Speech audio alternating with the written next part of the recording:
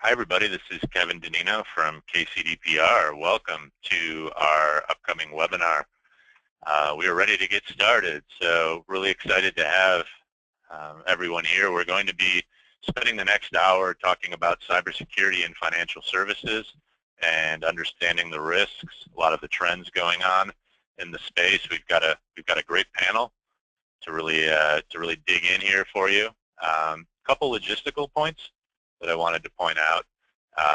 For any of you attending that have questions for the panel, please do use the chat box and the chat function here on the GoToWebinar screen. Our staff will be taking a look at them and making sure that we have about 10 minutes or so of good Q&A time to answer any questions that you all have as well. So without further ado, we'll get started. Some quick info on myself. I'm president of KCD PR. We are a PR firm based in San Diego, California that specializes in the financial services, fintech, and cybersecurity space. I'll be moderating today's panel and really wanted to focus here on introducing you to our panelists. So we're happy to have Scott Zoldi, Chief Analytics Officer at FICO, Sai Huda, SVP of Risk Information Security and Compliance Solutions at FIS Global, and Jim Clabby, the Chief Information Officer at Advisor Group. And so without further ado, we'll just go in order here. Scott, would love to start with you to tell us a little bit about your role at FICO and really how it relates to cyber and beyond. My pleasure. Hello, everyone. Pleasure to be here on the panel. I am a Chief Analytics Officer at FICO, and my responsibility at FICO is to develop the analytics detection technology associated with all of our products in the areas of fraud and cybersecurity, mobile analytics, and many others. We are an analytics firm. We build analytics. We're well known for the FICO score, which is used in assessing risk associated with credit granting. But in addition to that, a little less known is we actually monitor 2/3 of the world's payment card transactions for fraud with our fraud analytic technologies, and most recently focusing on bringing a lot of that patented technology from an analytics perspective directly to the cybersecurity space, where there's a dire need, in my opinion, for better analytics and scores to help with this problem. Great, thank you. Appreciate it. Welcome. Sai, I'll flip it to you. Thank you, Kevin. Thank you so much for having me. Great to be here with you. I have the privilege of leading the Risk Information Security and Compliance Solutions business at FIS. FIS is the largest and #1 ranked technology provider of solutions, but also consulting services globally to financial services industry. We serve over 20,000 financial services companies globally. My business also has been ranked through its offerings as #1 in the Chartis Risk Tech 100, which is a prestigious ranking every year of the leading technology in risk management providers and services providers. We serve thousands of financial institutions and others throughout the globe. We provide a variety of technology solutions, but also consulting services, and also managed services. I'm the former founder and CEO of Compliance Coach, which was a regulatory compliance risk management technology and consulting services firm that I started a few years ago here in San Diego, and it was acquired by FIS a few years ago, and so I joined the company to lead the risk solutions business. So great to be here with you. Great, thank you, Sai. Jim. Good afternoon. My name is Jim Clabby. I'm the Chief Information Officer for the Advisor Group. We deliver service to our 6,000 advisors through our 4 brands: Royal Alliance, SagePoint, Woodbury, and FSC. I've been with the Advisor Group since the beginning of 2014, and previously was the Chief Information Officer for the ING Advisors Network, which is now the Cetera family of broker-dealers. As I approach information security, risk and controls, and technology risk really through the lens of looking at what a retail service provider might need to be concerned about in this current role, as well as worrying about what happens in our home office. So thrilled to be here. Thank you all for having me. Great, thank you. Alrighty, well, I think let's dig in here. I wanted to really just kick it off for all of you and ask you really, what are your thoughts and impressions on the current state of cybersecurity in financial services and fintech as we really ramp up into 2016? Scott, why don't we start with you? Yeah, so my view on this is one where we're still struggling, from my perspective, in the financial services areas to really get our hands around the severity of these attacks and how often they can morph and be custom designed to breach information and data. A statistic that I always like to think about is in 2015. The average time to detect a breach was about 98 days for retailers and about 196 for financial services organizations. And so, we are struggling to detect these breaches, to detect the behavior of data exfiltration. And I think that's primarily due to the fact that there is an over-reliance upon preventive technology, signature-based methods to detect and try to keep the cyber criminals out of our organizations, but in reality, it's just far too easy to be breached. And so, the focus needs to adjust from preventive technologies to actively, monitoring our networks and monitoring our computer systems to look for behavioral changes that are indicative of the fact that a cyber criminal is within our organization and working to exfiltrate data. As many of the listeners probably are aware, right, it's relatively easy to breach organizations. I mean, very often it could just be that a phishing email is sent with an attachment to a chief executive at one of these institutions, and at that point, the cyber criminal is within the organization, and it comes to detecting that and recognizing that the threat is probably already inside, and you need to do something to actively monitor and detect it. Great. Okay. Sai, Jim, any thoughts on really what your thoughts are as to kind of what's going on currently within financial services? Sure, Kevin. This is Sai. So, I think one of the things that we all have to recognize is that the threat landscape has changed dramatically. And so what I mean by that is the legacy threats were open, they were known and patchable, there were single events, they were random, there were individual people that were trying to breach and break in. That's gone. So now what you have is what's called advanced persistent threats, APTs. It's a term that we use in the industry. But what that is it really reflects the new threat landscape that we face, which is that no more is it open, it's stealth. No more is it known and patchable, it's unknown and 0 day, which means that there are new mutations, there are new derivations of malware that are being created every single day that are unknown. They're targeted, not broad. So there'll be a lot of planning that'll occur by these bad people, whether they're nation states or they're organized crime or individuals, that will occur before they will do the attack or attempt the attack. So it's a whole different ballgame. And the other piece is it's persistent. They will not give up. So they'll try to penetrate, and if they fail, they'll try again. They'll try a different way. They'll try at different times.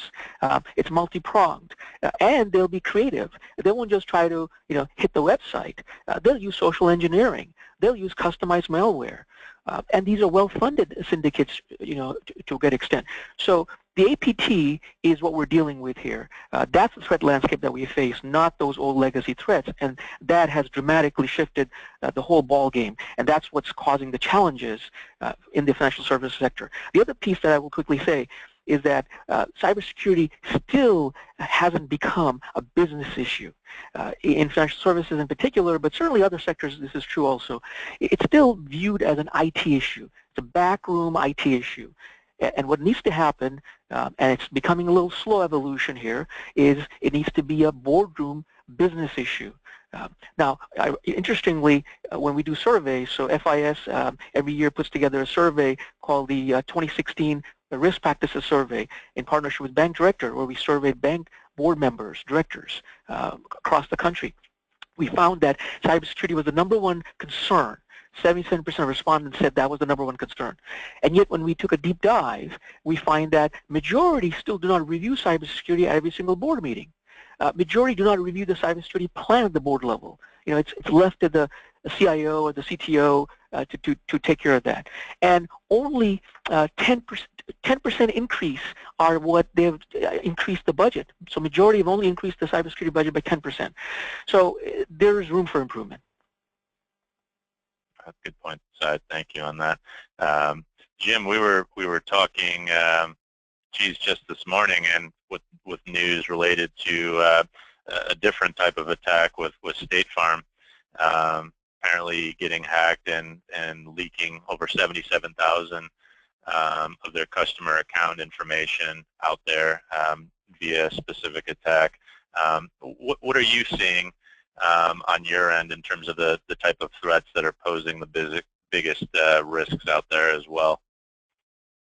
Well, I'm lucky in that I get to follow up on my first two colleagues' great comments where we reviewed kind of needing to focus on the balance between preventative and detective controls, and Sai's comments on the continuously evolving threat landscape, and I agree with both of those comments. I'd also point out that all of the old, or what we consider to be kind of old news ways of compromising information are still there.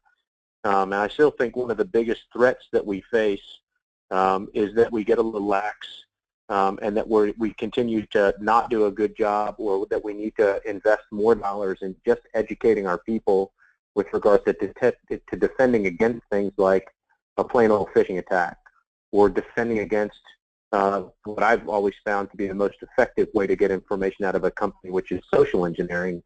And I think that a combination of monitoring the evolving threat landscape, and for me, again, where I sit, that usually means looking at things from a home office perspective, and then coupling that with a big focus on the end user community, the folks that are out there needing to defend against the actual attacks themselves, and being sure that a robust training program is in place where you continue to remind folks, here's what this might look like, or here's what's evolving in the way that they might come to you looking to compromise you personally. And with 6,000 advisors using multiple types of equipment, multiple types of software, that threat is real. I think that's where I would say, Kevin. Sure. Great. Appreciate that. You know, definitely there are all sorts of challenges when it comes to adoption and acceptance, really, of best practices, and it sounds like from all three of you we're hearing that.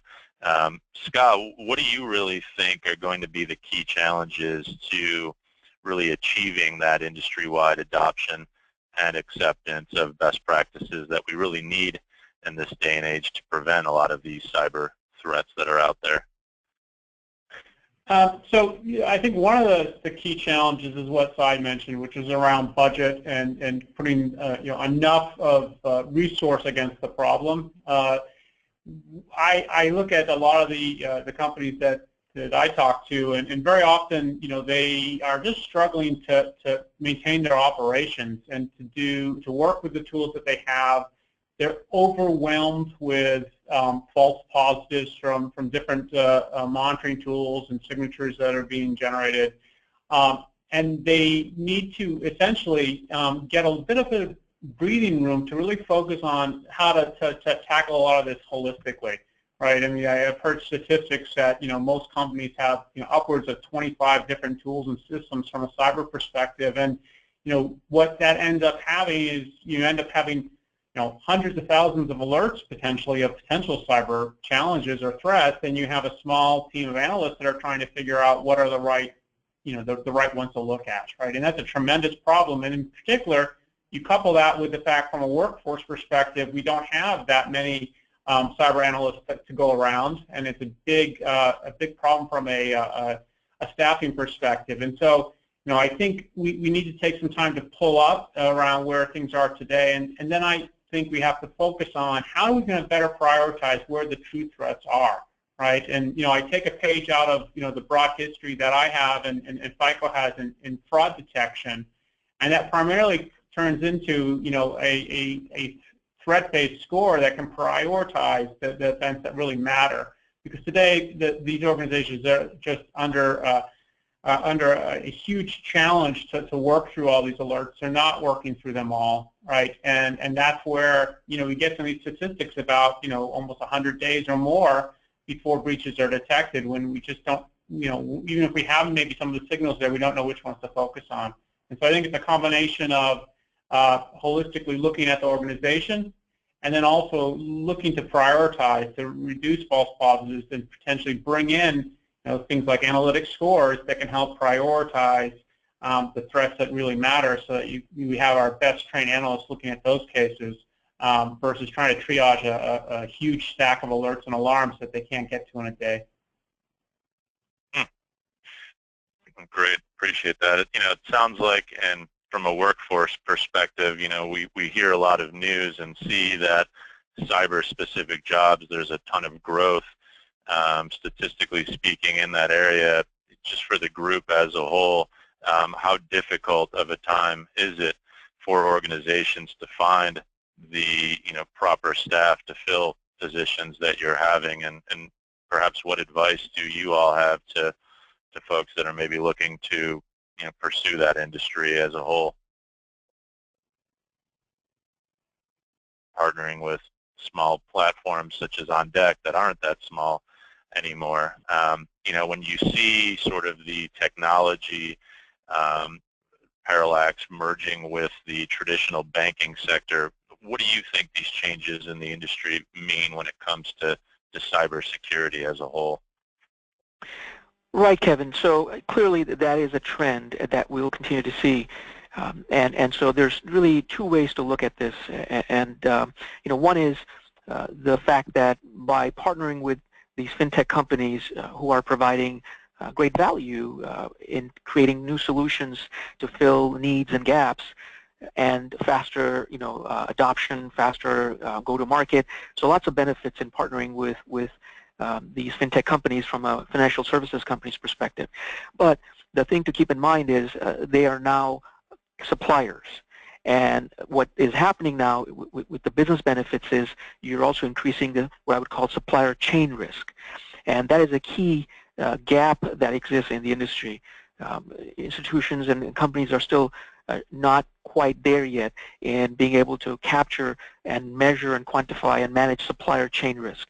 Let's think about the Target case, which happened a few years ago. Where did it emanate from? It emanated from a supplier, an HVAC vendor of Target. Who would have ever thought that the hackers, would have penetrated Target and caused such damage from an HVAC vendor? But it happened. And you look at just today's news that you mentioned, Kevin, about this financial institution that you referenced. 77,000 accounts of their customers were leaked and accessed, right? Well, who was that from? That was from actually another supplier, a digital and content marketing agency. This happened. So supplier chain risk is the key thing to focus on. And so what does one need to do? Well, one needs to obviously manage this whole process. You've got to do proper due diligence on these suppliers. You've got to make sure these suppliers are up to snuff, if you will, on the higher standards. A lot of them are startups. They don't necessarily have that kind of regulatory scrutiny or have that kind of maturity to understand what kind of risk management they need to have or what risk they may be posing to their partner. So a lot of process needs to go in there. And then the fintech companies themselves have to realize that in order to be successful going forward and to do business effectively, they've got to make cybersecurity top priority, top of mind. And they've got to understand what risk they may be posing to their partner and then proactively take measures to manage those risks. So if there's going to be data, like with this particular marketing agency, they had data on a development server about these financial institutions' customers. Well, that's just a no-no, basic 101 failure of cybersecurity. So there needs to be work done on that side, on that view, to come up to speed on cybersecurity and make that a priority. Because otherwise, they will fail and they will create risk for their partner. So both have to look at cybersecurity with the priority and take appropriate steps. And we'll go through some of those best practices later on in the conversation. Great, and speaking of priorities, you've got the SEC and FINRA now that are actively talking about adding cybersecurity to their priorities list for 2016. Question for the group, and probably more specific to Jim and Sai, when it comes to regulators, do you feel that they've been too slow to react to cyber threats, and really what do you both think that the impact will have on the industry going forward as well? Sure, Jim. Let me kick it off, and then certainly love to hear your comments, Jim. But Kevin, from my point of view, obviously, we serve thousands of financial institutions and financial services companies. They're regulated by the SEC, FINRA, but also, in the banking sector and non-banking sector, a variety of other regulators, the FDIC, the CFPB, the Fed, the OCC, and others. And clearly, the regulators are, taking more steps than they have had in the past. So that they're putting out advisories, that they're making cybersecurity a priority in the examination procedures. They're beefing up the exam procedures. They're sending out advisory directly to the CEO and telling them this has to be a priority and what their expectations are. If you look at in the banking sector, for example, just a few months ago, June 30th, the FICO, which is the body for all of the banking regulators, put together an assessment tool and told the financial institutions that, gee, this is a tool that we're making available. It's not mandatory, but really, hint, hint, you really should use it, because if you don't use it, then we'll come in and we'll use it, and more likely you don't want us to use it because the picture we'll come up with is not going to be pretty. It's going to be ugly. So better that you use it, you identify your risk, you figure out what your maturity level is and where you need to be as far as a target level, and then you take proactive action. So that's another example of, if you will, a de facto requirement that's created. But what's happened, interestingly, is, so that was the Fed. Now you have the states. Several states have actually jumped on the bandwagon and actually have told CEOs of banks that you must use it. So even if the FICO didn't say you must use it, you should. These states have said, like Massachusetts, for example, have said, no, you must use it. We expect you to use this thing. So that is a key development. And essentially, it maps to the NIST cybersecurity framework, which have been voluntary, as we all know, in the industry. And so now, these financial institutions have to go through this exercise of completing the assessment, identifying what the inherent risk level is from cybersecurity, and then looking at 5 domains and coming up with maturity levels, and then seeing if it's baseline or it should be higher, and then coming up with a target action plan, and then making sure it's validated, and then making sure it's a sustainable model. So if there's significant changes happen, they have to update it. So a whole new requirement has been imposed, but I think it's a good thing because it will then create more visibility into risks, and as long as it's dynamic and maintained, it will help tremendously to get everybody on board and figure out where they are at and where they should be. I can't do anything, but I just agree with Sai, and I think the only other comment I would add is, as a practical matter, I'm starting to see the SEC coming a lot more regularly with a focused cybersecurity exam. And those cybersecurity, they are better at performing those exams with each pass. So we've been through several over the last few years.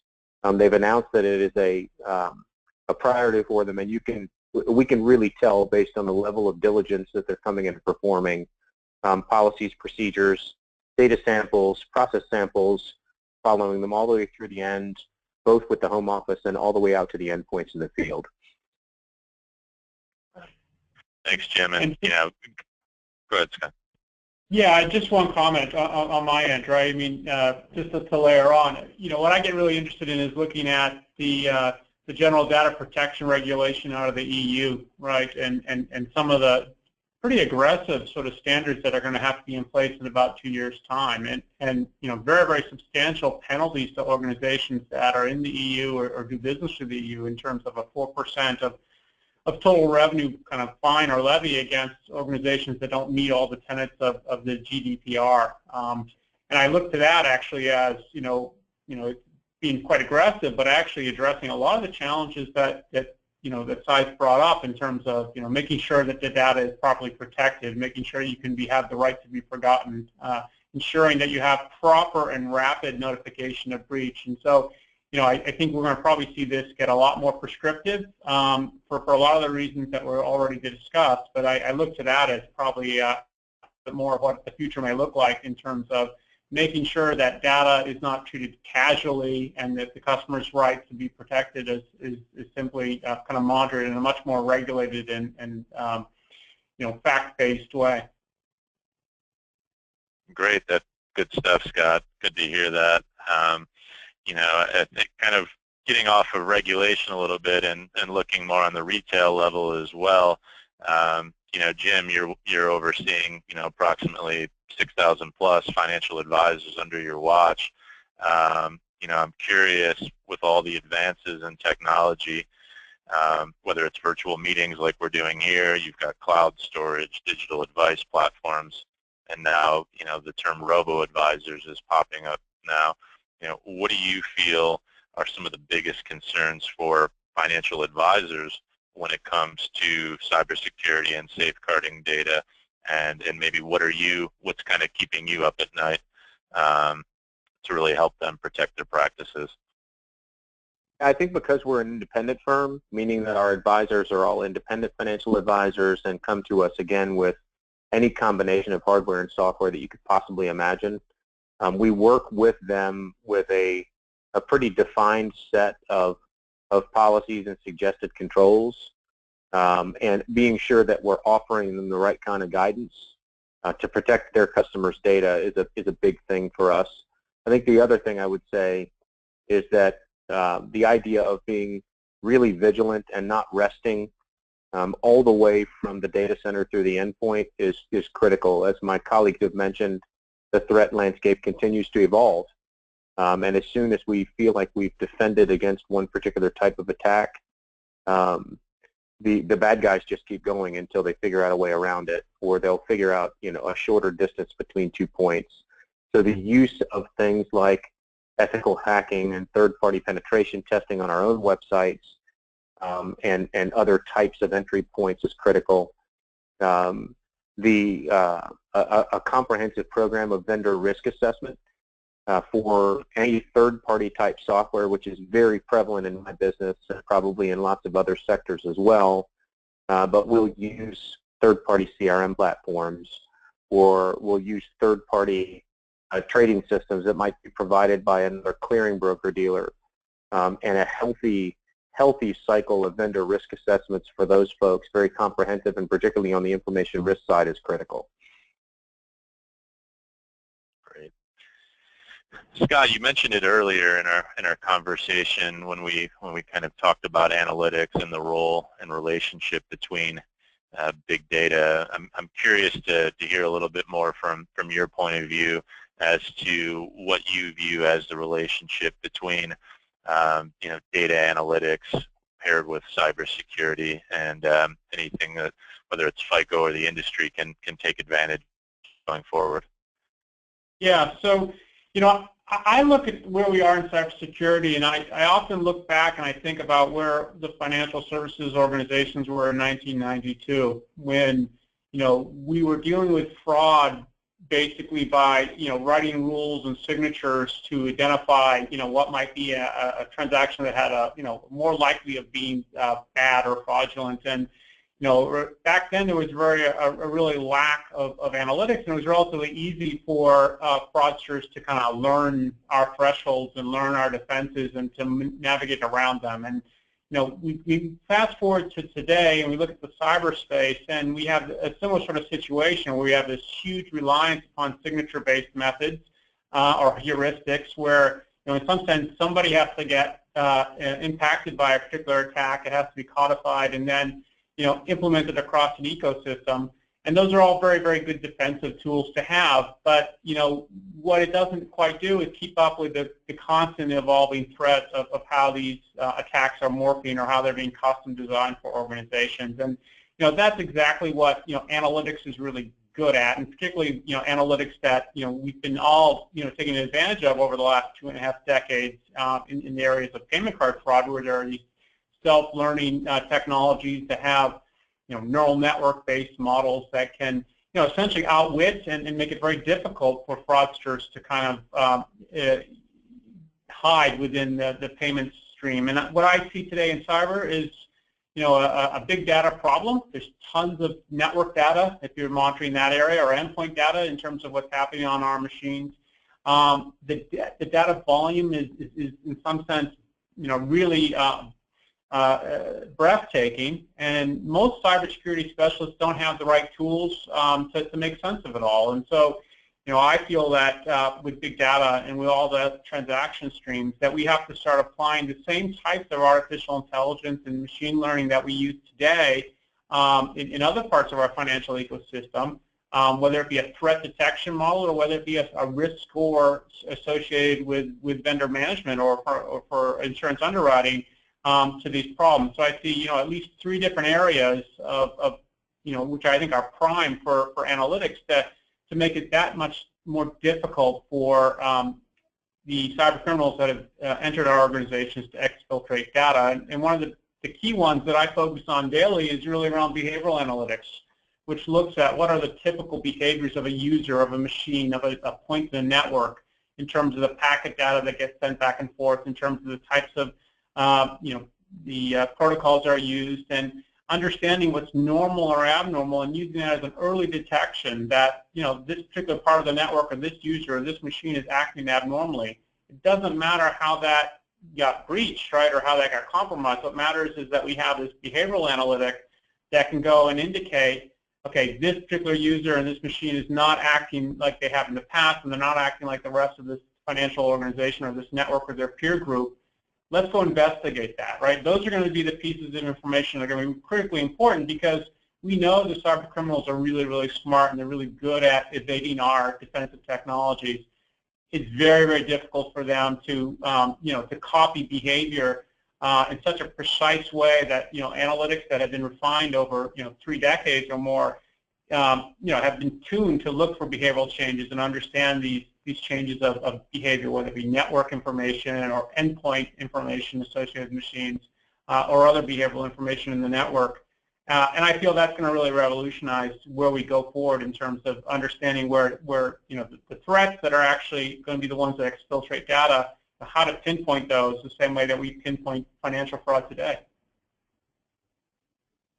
Very good point there. And, it's interesting. We've got some stats here on the screen, and really when it comes to weakness in the financial services industry, having a security policy, accountability of moving company data, disaster recovery. When it comes to communication, to communicating these threats to customers, to employees, et cetera, question for the group: how do you all feel that, how can companies really better communicate threats with customer staff? I know Scott touched on analytics and outreach in that regards. Sai and Jim, what do you feel from a communication standpoint can be done to perhaps smooth things over? Sure, this is Jim. I think we're fortunate in the regulated world that we put out fairly regular compliance journals and have some required training as a component of the firm element that has to be taken by our advisors on a regular basis. And the same thing's true for all of our registered home office employees. And so we put together in writing what our guidance is on evolving threats on a fairly regular basis, at least twice a year, and then require training. And I really do think that's critical for everything from the evolving threats, and again, not to go all the way back to the beginning of the call, but on the existing threats that are still relevant, things as simple as phishing and social engineering. Sai? Appreciate that. Yeah, no, that's a great point. What Jim brought up, is that awareness, the education component, and I think, we have to look at it as, the weakest link. Where is the weakest link in the chain? And the weakest link in the chain are really the customers and employees. Those are the ones that are susceptible to social engineering, and frequently that is the source for the weakness, and of course suppliers, another one that I mentioned. So the more awareness and education one can do proactively, in addition to some of the legal approaches like putting stuff in the contract, with, say, suppliers or even employees, with policy, things like that. It's really more awareness. So, one of the best practices would be for employees to provide regular phishing training. And what I mean by that is to take a look at some of the phishing schemes that are being perpetrated, and to model that, and then send an email out to the employees and see if they fall prey to that. So if they click on that fake email, if they click on the link, of course you're controlling it, it's not truly a phishing attack, but it simulates that, then at least you can track who fell victim to this purported phishing attack. You can track that, and then you can give them some feedback immediately and say, wait a minute, we told you to watch out for this. That could have been a phishing attack. And then you can see what you want to do with it. Do you want to give them some remedial training? Do you want to give them one more chance? And then, maybe in a month you try it again and they do the same thing again? Then that's sort of telling you that is a weak link that you have. You can do that with your suppliers also. You can require your suppliers to do the same thing with their employees. You can do some customer awareness. You could put some videos on your website. You can send them, some information about basic best practices and hygiene that they can do on their own perspective, especially corporate type customers or high net worth customers, where there is a lot of dollar, and that's where the risk is. So those are some short things you can do from a communication point of view, in addition to the basic sort of legal type communication. And, this is Scott. Just one other thing I would add probably is, in addition to communicating best practices and making sure employees are aware, I also believe organizations need to be keenly aware of the insider threat, meaning that there may be employees of their company that are incented one way or another to help facilitate the theft of data. And so, many of the conversations I have around cybersecurity, they might start off about the outward threat, but very often they turn into conversations also about the internal threat and the need to also monitor activities and put policies in place where it may actually be the actual employee with the credentials that is behaving in such a way that is not aligned with their job function and what they should be doing. And so I think companies have to focus on both of those. Make sure that folks are not exposing the company or being fooled into a phishing email or being socially engineered, but also have a cautious eye that some employees may not have the motives of the company in mind at all times. It's a great point, Scott. I think a lot of people, when it comes to cybersecurity, are always viewing it as an external threat, when sometimes the reality is that very much could be an internal threat. And that kind of related to that topic, there was a recent survey by SC Magazine that had about a half of financial services firms really ranking cybersecurity as their top concern. For a lot of firms, though, they might not have experts such as yourselves, whether it's a CSO or chief risk officer.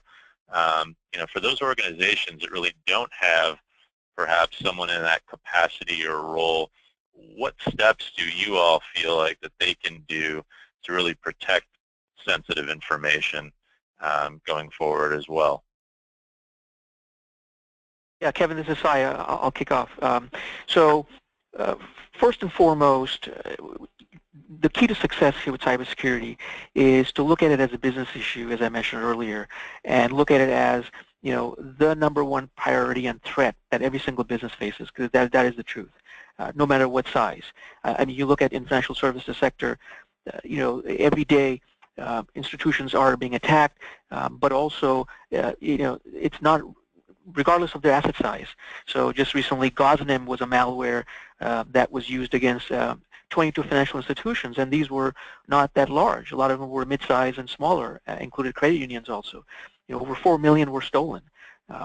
Swift is another example that recently happened, and we talked some of the others. So the first thing is to recognize that this is the biggest threat. Everything is connected, and it's going to be even more connected, if you will.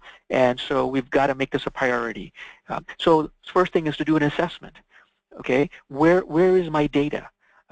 What kind of data do I have?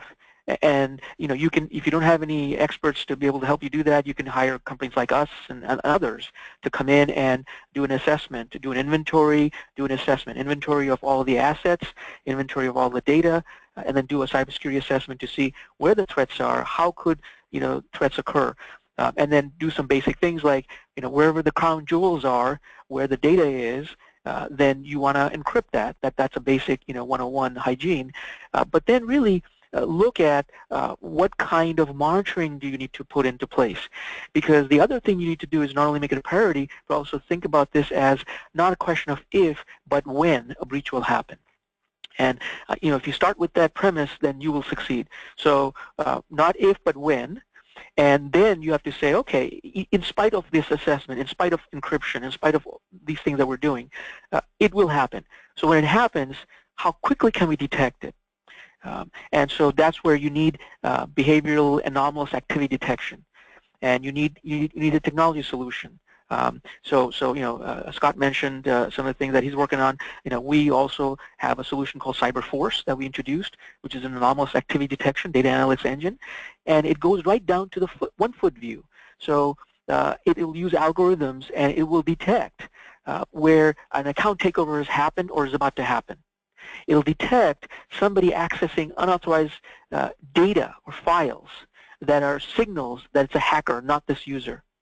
Things like that. And so you got to have an engine, and you got to be able to detect it, and then you need to have really a breach incident response plan. And again, you can get some help from experts, but you got to have that. So again, assuming it's not a question of if, but when. So what that means is that you've detected this breach. Now what do you do? So as part of that, you got to have it in writing. You got to have it approved by your board, and then you got to test it regularly. So part of that is you've got to have an IRT team, an incident response team. That team needs to be an executive. That needs to be a legal counsel, somebody from the PR, marketing, communications group, somebody from the HR group. It needs to be a multifunctional team that will then become aware of this breach, and then you'll kick in certain protocols. What do we privilege? What do we not privilege under the attorney-client privilege? What do we do not? When should we quickly contact law enforcement? Who should that be? And the sooner you do, the better.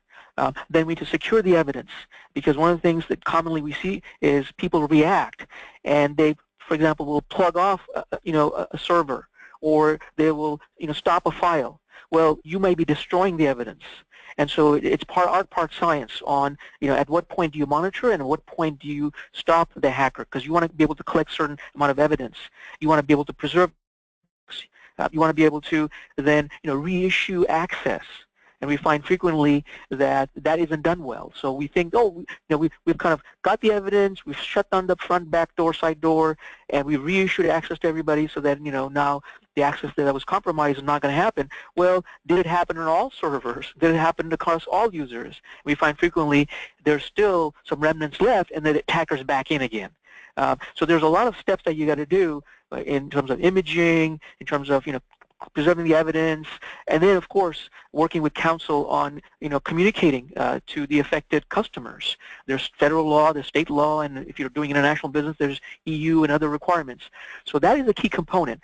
But again, those are some of the basic steps that every single company should be able to do. And the last piece that I will say is a best practice is to put together a visual network visibility map, NVM as we like to call it. And again, if you're not able to do it internally, you can have somebody come in and help you do that. Very important to essentially visually show at the board, at the executive level, the network. Where are the firewalls? What's behind the firewalls? Where's the data? And what kind of monitoring do we have? And so, if you can put that in a visual map, then you can start to maintain that. And then you can go through that intelligently and figure out where you're spending the money, what's working, what's not working. Questions can be asked from an oversight perspective and answered, and then you update that. So if you're bringing in a new product, what kind of data comes in? Where is it? Is it encrypted? Is it being monitored? Is it working? So those are some of the best practices that every single organization can do, regardless of their size or complexity. Great. Sounds like having a visual of the network. Would never think of that, but makes complete sense and something you don't see. Jim, Scott, any any thoughts on kind of best practices in terms of communicating threats, et cetera? Well, I think that going back to being sure that it's important, and Sai touched on this a little bit, but I wouldn't underestimate what you're going to need in any particular area. So the idea of a chief risk officer is important, but somebody who focuses on technology risk, that's a different discipline. And even within the technology risk space, you may have somebody that's really more of a policy and procedure expert, and somebody who's a pure technologist that focuses on the risk that might be inherent in the data center. And so understanding kind of what that group of people needs to look like to be sure that you're fully covered and doing this properly in your organization is important. And where you don't necessarily have an idea of how to do that, engaging somebody that focuses on this space so that they can help, design the right organization to implement and actually make it important all the way from the chief risk officer at the top of the company down to the different areas and endpoints where it's important. And we certainly have been through this exercise. The advisor group has recently been divested, and so as we start to stop consuming shared services like risk and start looking to establish those services on our own, we have already gone out for real advice on how to move from more theoretical thinking into the applied thinking required in order to handle the threat. Yeah, and on my end, right, I mean, I think both Jim and Sai made really great points here. I think when I look at the smallest companies, right, the ones with the least amount of resources to tackle cyber, maybe they're just trying to keep their operations moving, right? I think one of the things that is really important is for those companies to really focus on this as a really important problem. I think there was a statistic a year back or so that said, about 65% of the attacks were against small businesses, and half of those businesses went out of business within a year of the attack. And so there's, huge ramifications, right, and for these cyber attacks. And part of it is simply to map out the organization and find out what the data is. And it's almost surprising sometimes how some of these smaller companies don't even have the tenets of PCI, implemented properly. And so making the data such that it is not interesting if you are hacked in the way that you've ensured that it's encrypted and a few other pieces of this, right, is important first steps if you're in a kind of a very highly constrained environment where you don't have a lot of resources or people. You need all those steps. You need to know who to call. But when there's also a situation where you just don't have a large cybersecurity team, focus on where those data assets are and absolutely ensure that they are properly handled from a PCI perspective or a HIPAA perspective or whatever it may be, such that it makes those assets a lot less attractive or unusable if the data is breached. Great, thanks, Scott.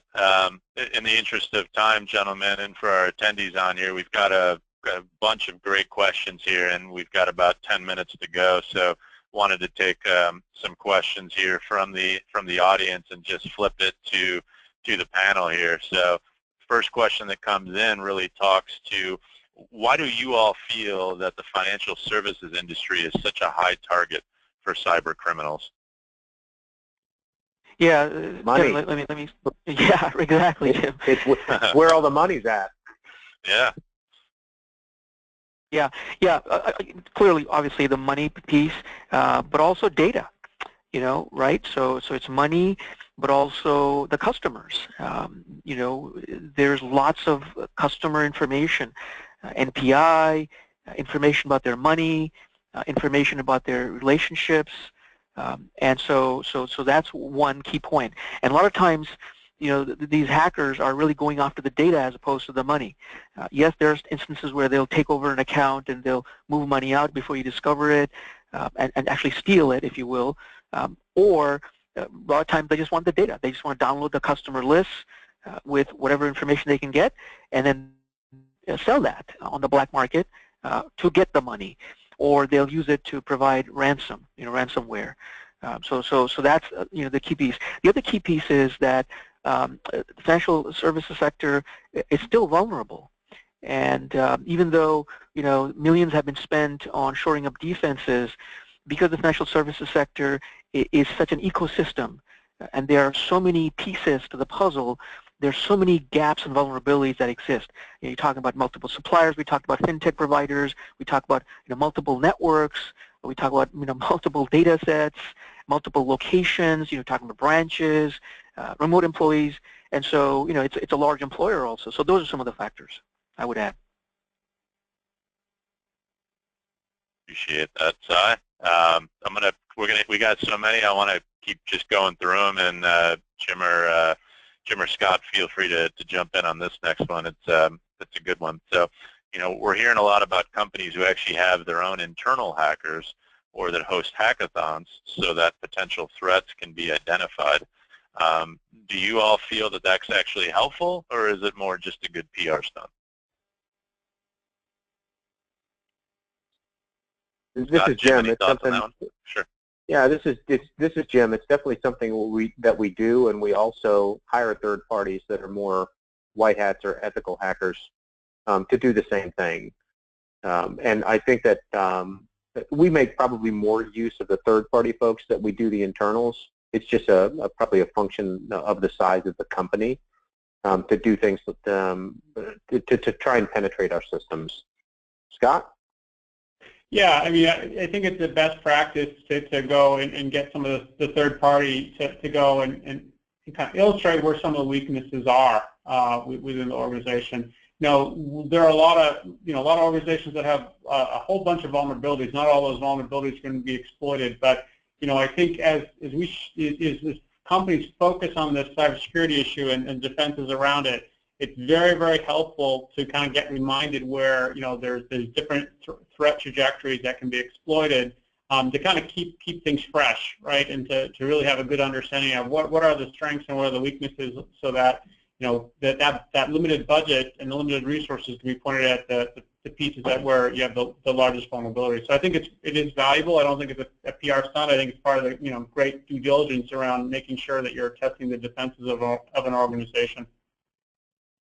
Yeah, Kevin, one thing I would add to that is definitely, as Jim and Scott mentioned, great best practice, but it's got to be managed properly. Otherwise, that becomes a threat and a risk.